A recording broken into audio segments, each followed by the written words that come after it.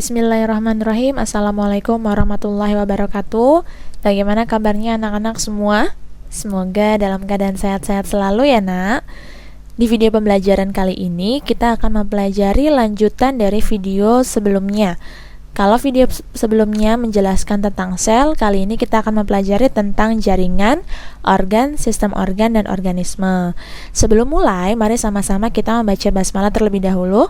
Bismillahirrahmanirrahim. Semoga yang ibu sampaikan bisa kalian pahami dengan baik. Kita akan mempelajari tentang jaringan. Sebelumnya ibu mau tanya dulu nih, masih ingat pengertian jaringan itu apa? Ya, good. Jaringan adalah sekelompok sel yang memiliki struktur dan fungsi yang sama. Nah, pada hewan dan tumbuhan ini memiliki jaringan yang berbeda. Kita akan bahas dulu yang pertama, jaringan pada hewan. Nah, pada hewan tingkat tinggi seperti manusia, sel-selnya terorganisasi menjadi 4 macam jaringan, yaitu jaringan epitel, jaringan otot, jaringan saraf, dan jaringan ikat.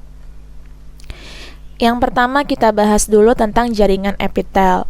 Jaringan epitel ini adalah jaringan yang tersusun dari lapisan sel yang letaknya paling luar dari suatu organ atau tubuh. Jaringan epitel memiliki beragam bentuk tergantung dari letak dan fungsinya. Ada yang bentuknya pipi, kubus, ada juga yang bentuknya tabung atau silindris. Adapun fungsi dari jaringan epitel ini adalah yang pertama, dia melindungi bagian tubuh yang paling luar, menghasilkan cairan yang membantu metabolisme. Kemudian pada kulit, sel epitel ini berperan sebagai tempat lewatnya zat sisa metabolisme, misalnya berupa keringat. Selanjutnya, jaringan epitel juga membantu menyerap sari-sari makanan hasil pencernaan, khususnya yang terdapat pada usus halus. Yang selanjutnya ada jaringan otot. Berdasarkan struktur dan fungsinya, ada 3 macam otot. Yang pertama otot lurik atau otot rangka, yang kedua ada otot polos, dan yang ketiga ada otot jantung. Kalian bisa perhatikan tabel perbedaan antara 3 macam jaringan otot berikut. Pembedanya ada bentuk, ada letak, dan sistem kerjanya. Nah, ini kalian bisa perhatikan baik-baik bahwa pada otot lurik itu bentuknya memanjang, berbentuk silindris dengan ujung tumpul, memiliki percabangan, dan memiliki banyak inti sel. Sedangkan pada otot jantung bentuknya silindris, bercabang, memanjang, melekat satu sama lain, memiliki banyak inti sel. Sedangkan otot polos itu memanjang, berbentuk gelendong dengan ujung runcing tanpa percabangan, dan hanya memiliki 1 inti sel. Berdasarkan letaknya, otot lurik atau otot rangka melekat pada rangka, otot jantung melekat pada dinding jantung, dan otot polos berada pada organ dalam tubuh, misalnya dinding lambung dan dinding usus. Selanjutnya, berdasarkan sistem kerja, untuk otot lurik bekerjanya secara sadar karena di bawah perintah otak, sedangkan otot jantung dan otot polos bekerja secara tidak sadar karena bekerjanya tanpa perintah dari otak. Ini gambarnya untuk sel otot jantung, sel otot rangka, dan sel otot polos. Yang berikutnya ada jaringan saraf. Jaringan saraf disusun oleh sekelompok sel khusus yang disebut sebagai sel saraf atau neuron, yang masing-masing dari tiap neuron itu terdiri atas 3 bagian, yaitu badan sel atau siton, dendrit, dan akson. Nah, neuron ini terdapat pada otak dan sumsum tulang belakang. Neuron saling tersambung satu sama lain untuk menghantarkan pesan dari satu bagian tubuh ke bagian tubuh yang lainnya. Kalian bisa lihat gambarnya, ada yang disebutnya dendrit, ada yang disebutnya badan sel, sel Schwann, selubung mielin, nodus Ranvier, sinapsis, dan nukleus. Yang berikutnya ada jaringan ikat. Jaringan ikat ini terdapat dalam medium atau cairan yang bersifat tidak hidup. Sel-sel pada jaringan ikat terpisah satu sama lain. di antara sel-sel itu akan terisi oleh substansi padat atau cair yang membentuk suatu matriks. Nah, berdasarkan struktur dan fungsinya, ada 3 macam jaringan ikat. Yang pertama, jaringan ikat sejati yang terdiri atas tendon dan ligamen. Fungsinya adalah menyambung bagian tubuh satu dengan yang lainnya, antara otot dan tulang, serta antara tulang dan tulang. Kemudian yang kedua ada jaringan rangka, terdiri atas tulang rawan kartilago dan tulang keras yang berfungsi dalam menyokong tubuh. Kemudian yang ketiga ada jaringan ikat cair yang terdiri atas darah dan getah bening. Nah, jaringan ikat ini memiliki beberapa fungsi. Yang pertama sebagai penyambung atau penghubung antar jaringan yang berbeda dalam tubuh dan menyokong bentuk tubuh. Sedangkan darah sebagai jaringan ikat cair berinteraksi dengan tiap bagian tubuh dan menghantarkan substansi. Sampai sini bisa dipahami ya. Pada tumbuhan terdapat 2 macam jaringan. Yang pertama jaringan meristematik dan yang kedua ada jaringan ikat atau permanen. Untuk jaringan meristematik ini adalah jaringan yang mengalami pertumbuhan dalam waktu tertentu sehingga menyebabkan bertambahnya sel-sel baru pada tubuh tumbuhan.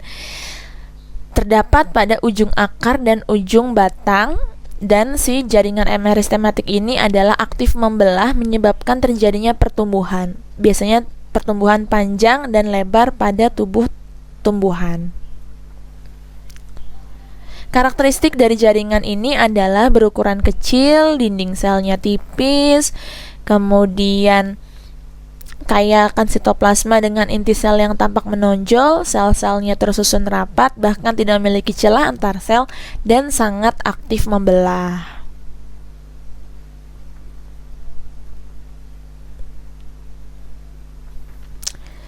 Selanjutnya ada jaringan permanen. Jaringan permanen ini merupakan perkembangan dari jaringan meristematik. Sel-sel yang menyusun jaringan permanen memiliki karakteristik berukuran cenderung kecil dan berdinding tipis, kemudian sitoplasmanya sedikit dengan nukleus yang kecil dan tidak dapat membelah lagi. Ada apa saja jaringan permanen? Jaringan permanen yang pertama ada jaringan dermis yang terletak di paling luar tubuh tumbuhan, berfungsi untuk melindungi tubuh tumbuhan, membantu proses pertukaran gas, mengurangi penguapan air atau evaporasi dari permukaan daun, dan juga berperan dalam proses penyerapan air dan mineral dari dalam tanah.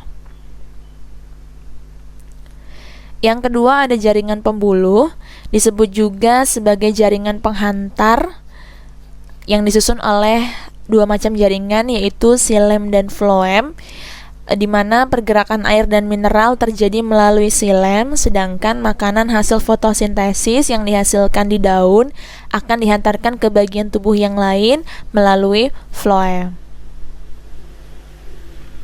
Yang ketiga ada jaringan dasar atau jaringan pokok yang berperan sebagai jaringan pendukung. Jaringan dasar ini dapat ditemukan pada akar, batang, daun, bunga, dan buah. Yang keempat, jaringan permanen sederhana. Ya, ada 3 macam jaringan permanen sederhana, yaitu ada parenkim, kolenkim, dan sklerenkim, yang masing-masing mempunyai sel-sel yang berbeda. Ada yang berdinding tipis, ada yang berdinding tebal, dan tidak lagi mampu melakukan pembelahan. Yang kelima,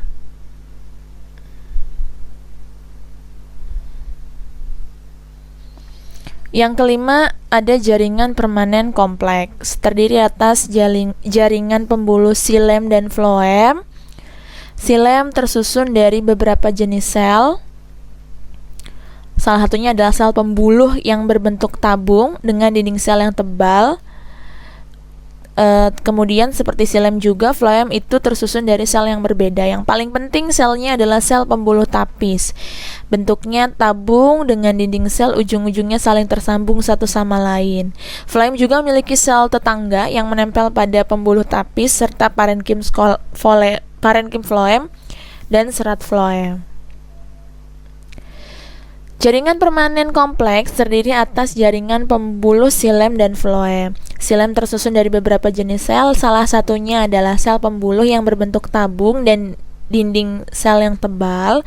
Sedangkan pada floem, sel yang paling penting adalah sel pembuluh tapis. Sel pembuluh tapis ini berbentuk tabung dengan dinding sel bagian ujung-ujungnya saling tersambung satu sama lain. Dan floem juga memiliki sel tangga yang menempel pada pembuluh tapis serta parenkim floem dan serat floem. Berikutnya ada organ, sistem organ, dan organisme. Seperti yang sudah kalian ketahui bahwa organ itu adalah sekumpulan jaringan yang berbeda yang saling bekerja sama. Sedangkan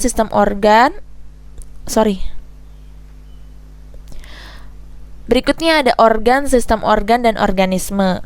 Organ adalah sekumpulan jaringan yang berbeda. Nah, organ-organ ini akan bekerja sama satu sama lain membentuk suatu sistem yang disebut sistem organ. Sistem organ pada manusia ada apa saja? Ada sistem pencernaan, respirasi, peredaran darah, saraf, dan seterusnya. Nah, berbagai sistem organ ini akan bekerja sama membentuk yang namanya suatu organisme. Nah, itulah penjelasan terkait jaringan, organ, sistem organ, dan organisme. Mudah-mudahan kalian bisa memahami penjelasan Ibu dengan baik ya. Nah, untuk tugasnya adalah silakan kalian mengerjakan latihan evaluasi bab 6 bagian A sampai dengan C langsung di buku paket. Nanti kita akan bahas pada saat Zoom. Ya. Oke, Ibu cukupkan untuk video pembelajaran pada hari ini. Semoga apa yang Ibu sampaikan bisa kalian pahami, dan kalau kalian ada yang kurang paham, bisa diulang kembali videonya supaya kalian bisa lebih paham lagi. Ya, sama-sama baca hamdalah. Alhamdulillahirrabbilalamin. Kurang lebihnya mohon maaf kalau ada salah-salah kata atau kekeliruan. Ibu cukupkan. Assalamualaikum warahmatullahi wabarakatuh. Sampai ketemu lagi.